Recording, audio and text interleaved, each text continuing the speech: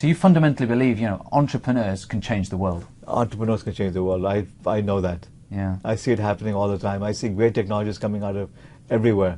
I mean, one of the companies I'm mentoring is actually in Chile, Alfredo Zalessi and AIC Chile. Alfredo has developed a way to convert water into plasma back into water. It kills everything living in the water. 88% of the infectious disease in the developing world is caused by waterborne viruses. What if you can produce village-sized units which cost $500, which consume low amounts of energy, which can now solve the problem of disease in villages? And then we take it to hospitals and schools in the developed world, and we now don't need to have bottled water anymore. We have ultra clean, ultra pure water. This technology is coming out of Chile.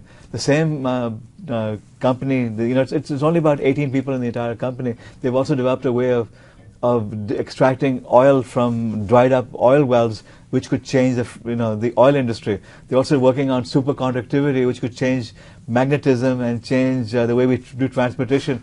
This is a tiny little startup in Chile that's doing all these things. You go around the world right now, and you see startups that are doing amazing things. In New Delhi, I was blown away.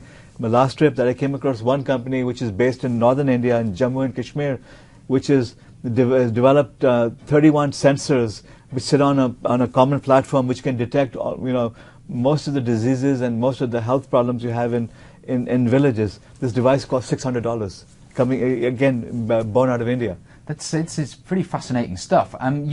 We hear a lot of negativity in the press and the news. We turn on the television. We hear all the time, climate change, problems with water, feeding the poor, etc., etc. What you're describing is potentially, it's very, very optimistic. It's quite a rosy view of the future you're presenting. Correct? Bad news sells, and that's why we keep broadcasting bad news. Someone is stabbed on the street in 2 cities away. Front page news. You keep hearing about it over and over and over again. You don't read about all these amazing scientists that are developing breakthrough technologies, or when someone helps anyone else.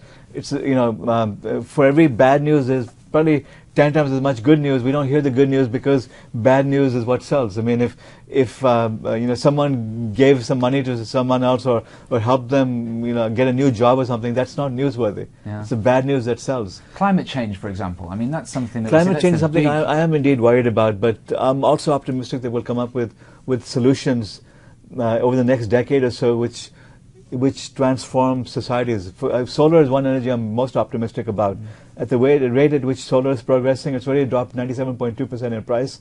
By the end of this decade, or give or take a couple of years, we achieve grid parity in most of the United States. Move forward another 5 or 10 years, and solar becomes a tiny fraction of the cost of grid, which means it becomes practically free. And it doesn't have to be developed in the United States. Latin America, Asia, Africa, they all can be developing these amazing technologies and be now implementing solutions which impact the rest of the world. Yeah, there are some big interests that were perhaps not so disposed towards this happening. We've seen recently, just President Obama has been talking about cutting carbon emissions by 30%, and there's been an uproar about that from certain quarters. Other people have been very effusive in their praise for that decision. But I think that shows that there will be some resistance to this. Are you in agreement? Well, we're in New York, and in the next state over, New Jersey, they're trying to ban Tesla because Tesla is selling their the automobiles over the web and not going by the traditional dealership. So you're having these online dealers bribing politicians and getting them to try to stop progress. It's unstoppable, because if the innovation doesn't happen in one state, it'll happen in another state. If it doesn't happen in one country, it'll happen in another country. There's nothing stopping innovation right now, because entrepreneurs anywhere can change the world. What are the keys I mean, you've mentioned Chile and you've mentioned here in the US, a lot of these innovations are happening. What are the keys for nations, thinking about nations, to be competitive in the future with this technology is developing that you're so eloquently talking about, to be competitive and encourage this entrepreneurial activity, which will be such a strong source of future wealth potentially in the future? It used to be that you needed governments to do innovation. Forget it. What governments need to do is to provide governance, which means they need to focus on infrastructure, they need to provide education to the people, and they need to provide the basic services that people need, and they need to enable entrepreneurs, get out of their way, remove the regulations that stop entrepreneurs from succeeding, give them the seed financing that they need to take risks, to start risky ventures, help change the culture so that entrepreneurship is encouraged and people are motivated to do good. get out of the way. It's not for government to save the world. Entrepreneurs, people are going to change the world. People are going to come together, come up with great new ideas, implement world-changing technologies, and they're the ones who are going to help each other. Governments need to step out of the way. It's interesting you said before this operation in Chile that you mentioned that is doing all these great things with 18 people. Right. A lot of people are worried about technology. They say, well, it could solve a lot of problems, but they find it difficult to conceptualize, how's this going to impact me and my job? I'm going to become irrelevant. What am I going to do in this? And if we can do so much with 18 people, what's going to be left for the 6 billion people we have on the planet, and the number's ever increasing?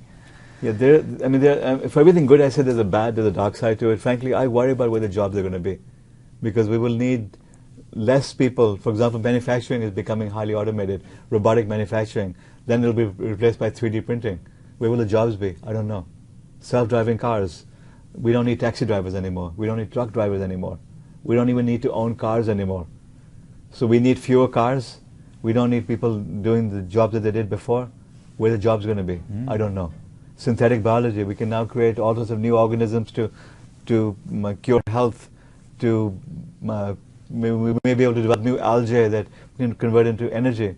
But with the same technology, we can create killer viruses. So we have risks over here. There are a lot of risks over here. The laws and ethics. A continuación, Ad Factory.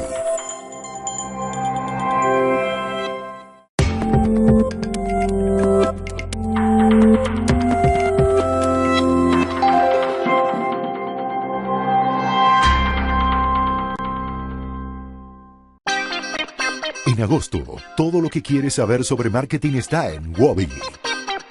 Los secretos del branding. Una serie que revela